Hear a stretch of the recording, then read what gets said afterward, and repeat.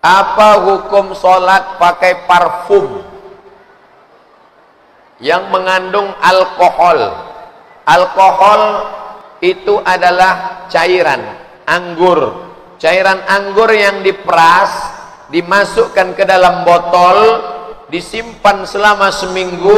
Setelah melewati proses fermentasi, keluar zat baru, berbuih, muncul zat baru secara otomatis. Namanya alkohol, bukan bahasa Arab.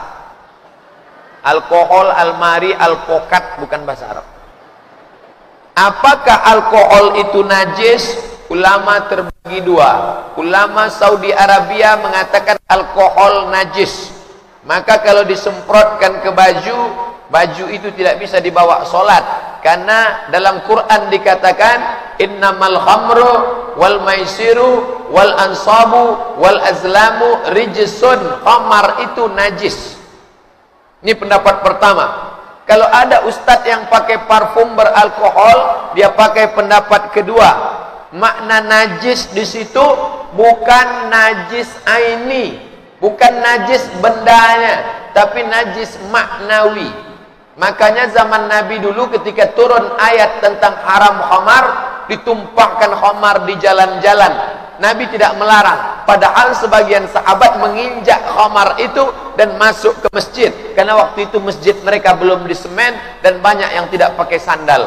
Ini kelompok kedua mengatakan alkohol tidak najis. Yang pertama mengatakan najis. Saya condong kepada yang mengatakan alkohol tidak najis. Maka kalau berpendapat alkohol tidak najis, maka boleh dipakai. Tapi saya sendiri memakai minyak wangi yang tidak alkohol. Tidak ada alkohol. Ini minyak wangi, bukan minyak sinyong-nyong. Ini parfum untuk dioleskan ke tangan atau ke hidung.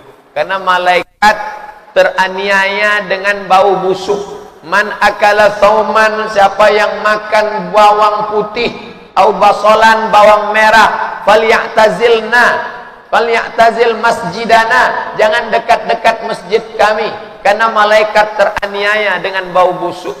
Tangan kita ini mengeluarkan asam, zat asam, maka dipakaikan minyak wangi, bagus. Minyak wangi non alkohol. Tapi kalau ada yang pakai alkohol, pendapat yang kedua tidak najis, karena alkohol najis maknawi, bukan ain. Pak Ustadz, saya seorang karyawan perusahaan. Saya merantau dari Jawa.